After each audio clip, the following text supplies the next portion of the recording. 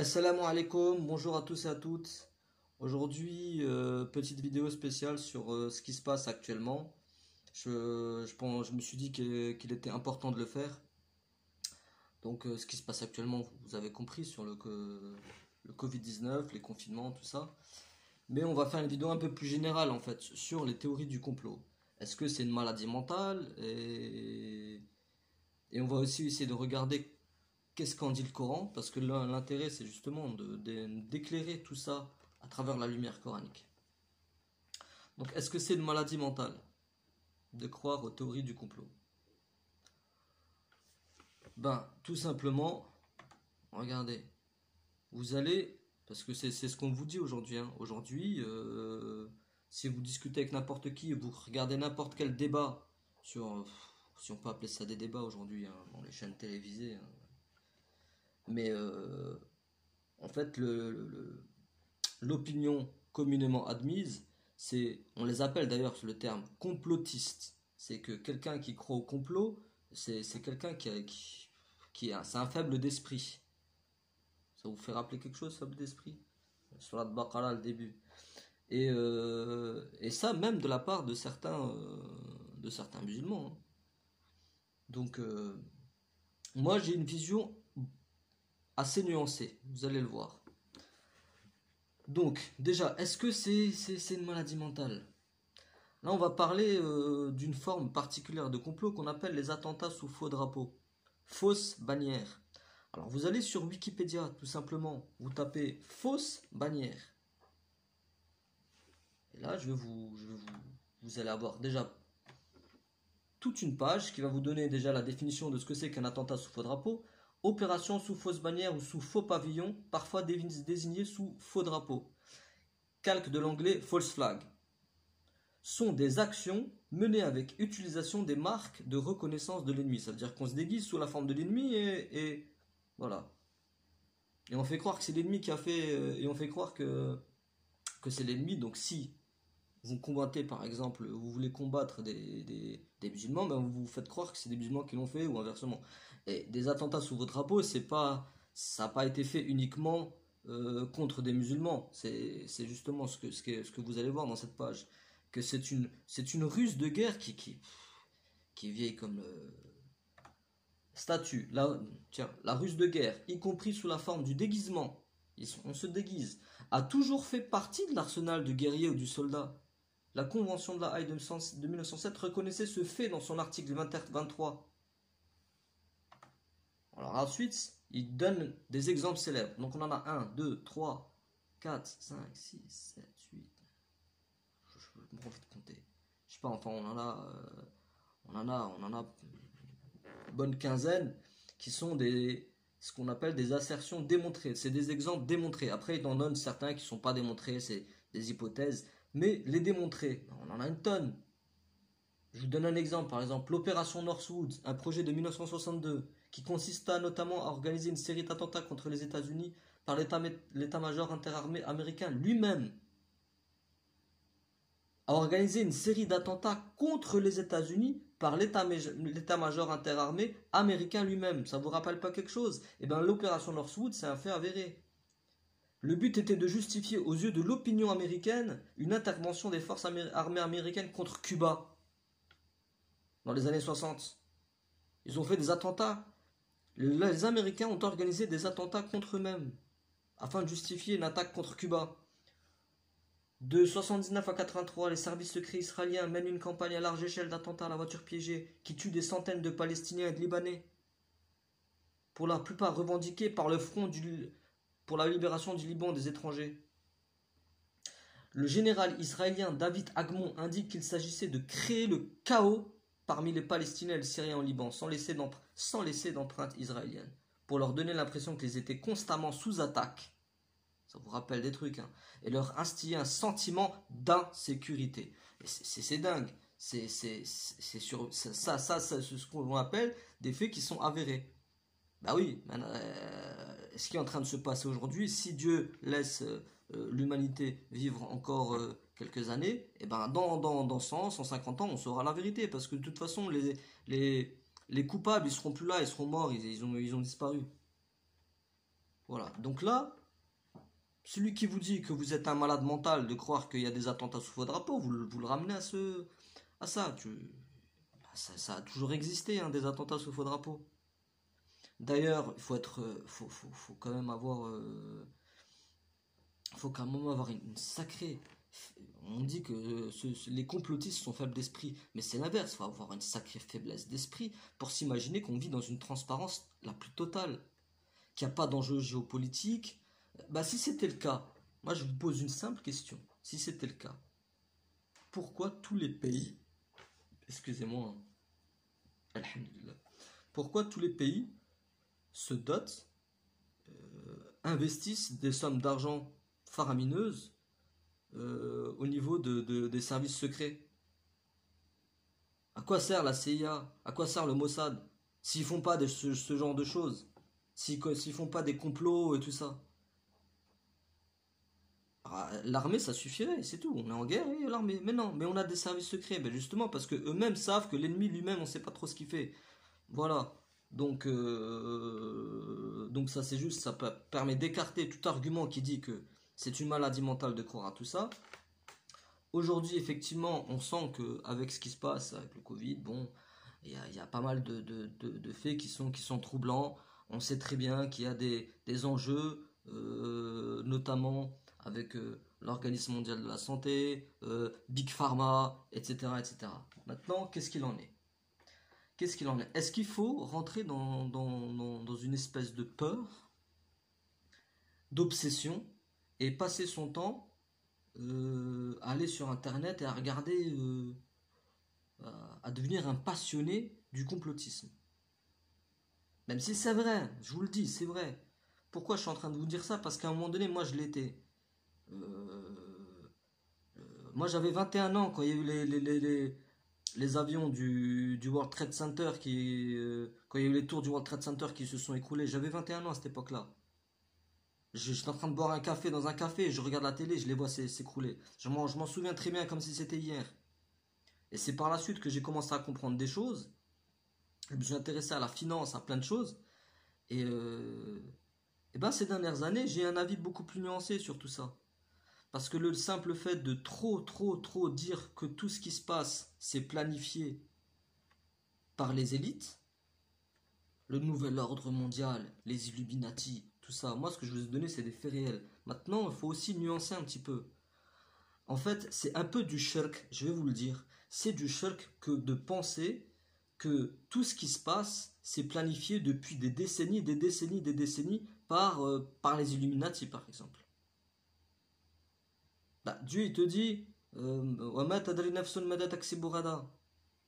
nulle âme ne sait ce qu'elle acquérera demain.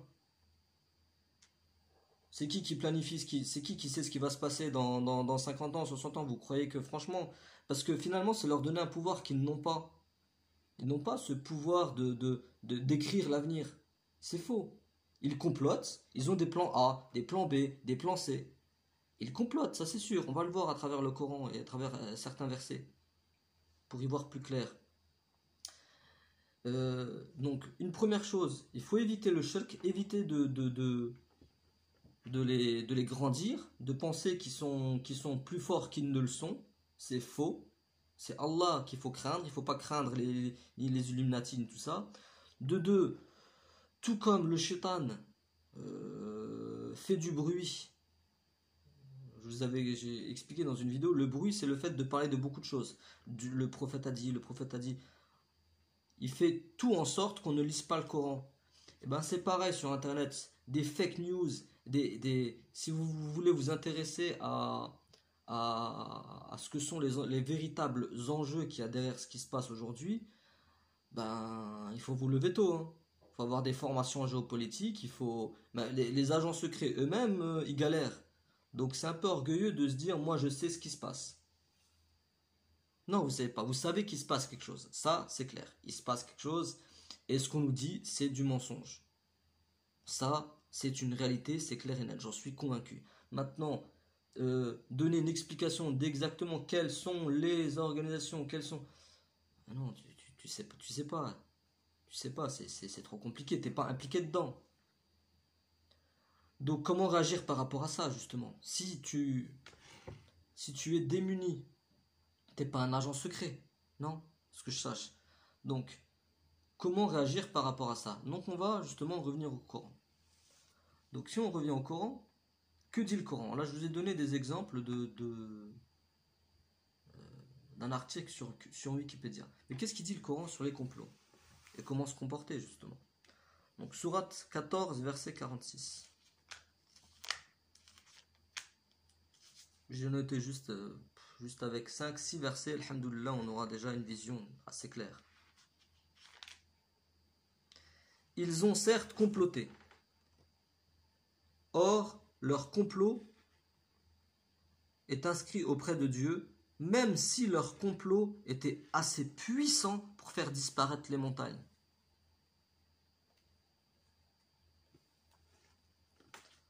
Ne pense point qu'Allah manque à sa promesse envers ses messagers. Ne pensez pas que Dieu il est inattentif par rapport à ce qui se passe. Et leur complot, même si c'est énorme pour vous, pour Dieu, c'est... Sourate 16, verset 127.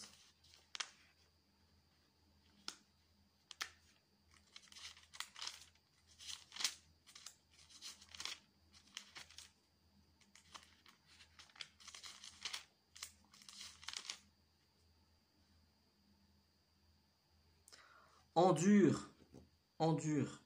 Ton endurance viendra avec l'aide de Dieu. Ne t'afflige pas. Ça, c'est la conclusion de la vidéo. Ne t'afflige pas pour eux et ne sois pas angoissé. Ne sois pas angoissé à cause de leur complot. Ne vous angoissez pas, mes frères. Alhamdulillah. Ne vous angoissez pas à cause de ce qui se passe, à cause des complots. Tout vient de Dieu. Alhamdulillah. Sourate 8, verset 30.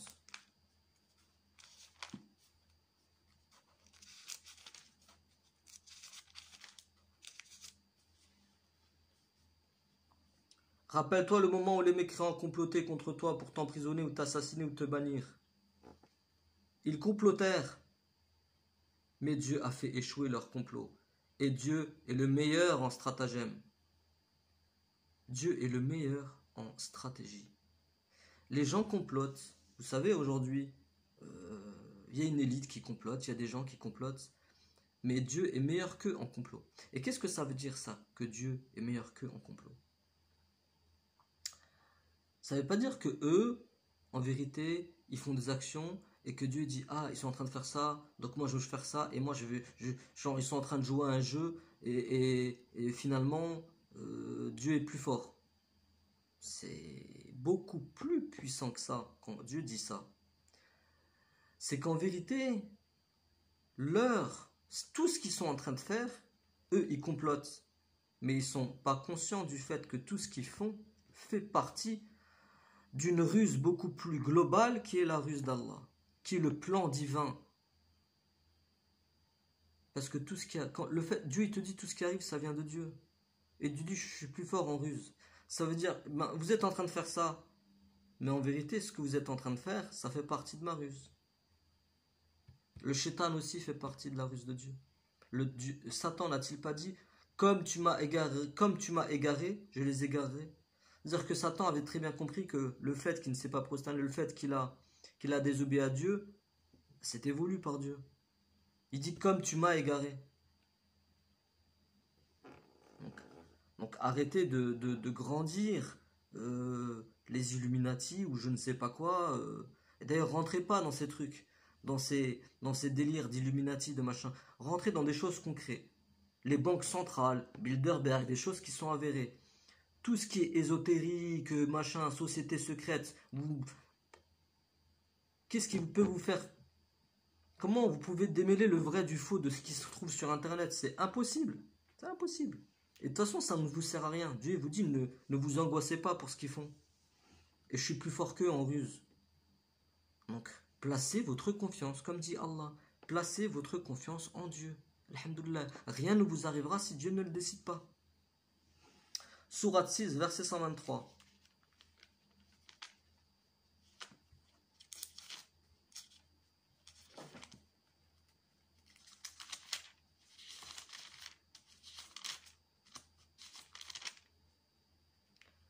Là, Dieu t'explique que de toute façon, des complots, non seulement il y a des gens qui complotent, mais il te dit que c'est même... enfin, ça arrive tout le temps pratiquement. C'est pas occasionnel. Ainsi, nous avons placé dans chaque cité de grands criminels qui y ourdissent des complots, mais ils ne complotent que contre eux-mêmes. Et ils n'en sont pas conscients. Donc ça date pas d'hier. Hein. Ça date pas d'hier tout ça. Ça prend des ampleurs parce que effectivement le monde s'est mondialisé. Donc maintenant les complots, avant c'était dans chaque cité. Maintenant la cité telle qu'on parle, c'est en train de devenir une cité qui est beaucoup plus mondiale. Voilà.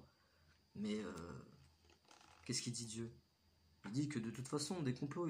Dieu là il te répond qu'il y a des complots. Nous avons placé dans chaque cité de grands criminels qui ourdissent des complots, mais ils ne complotent que contre eux-mêmes et ils n'en sont pas conscients. Donc je vais vous donner juste le dernier verset, puis on va s'arrêter, faire une petite conclusion. Sourate 10, verset 24.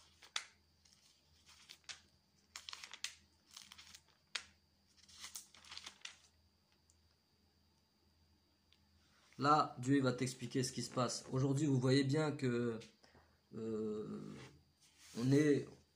on se trouve un petit peu impuissant par rapport à plein on voit bien par rapport à l'élite. Vous savez, cette soi-disant pyramide où en haut, c'est les puissants, les Rockefeller, etc.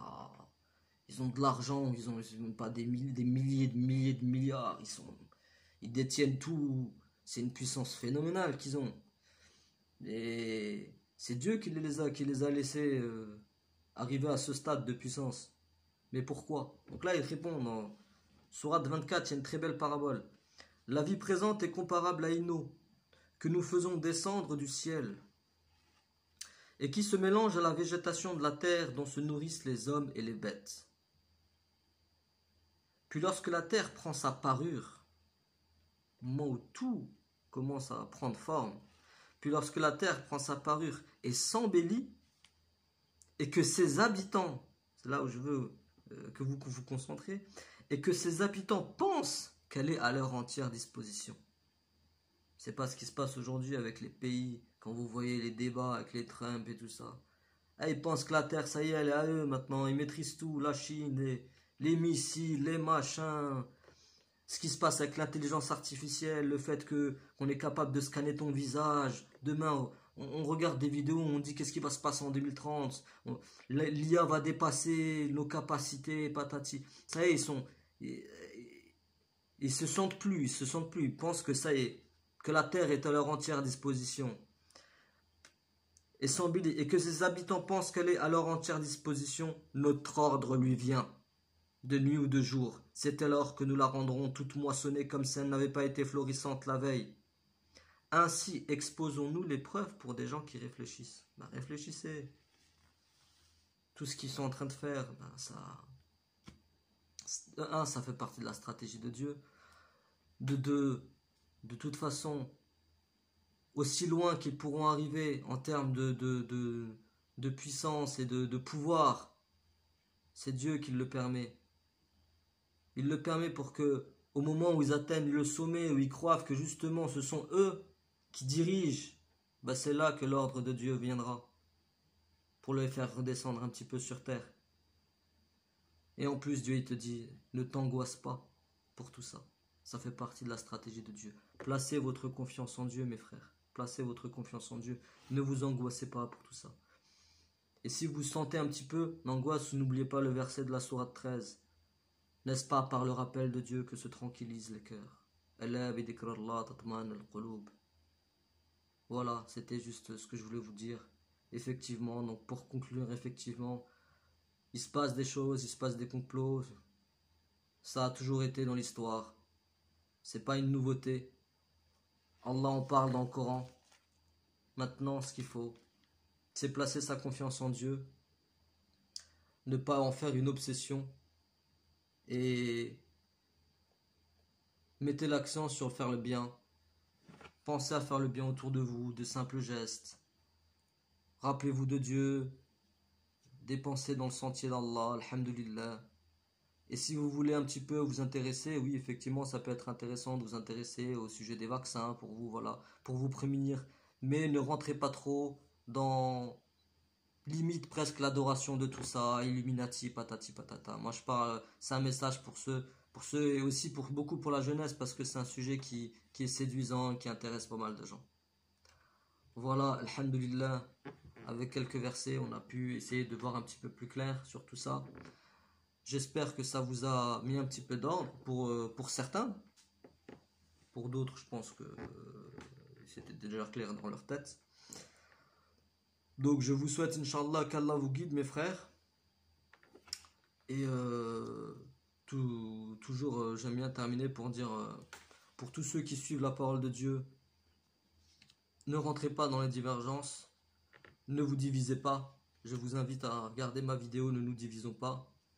Soyons unis, car c'est avec l'union que nous pourrons vaincre justement ces comploteurs.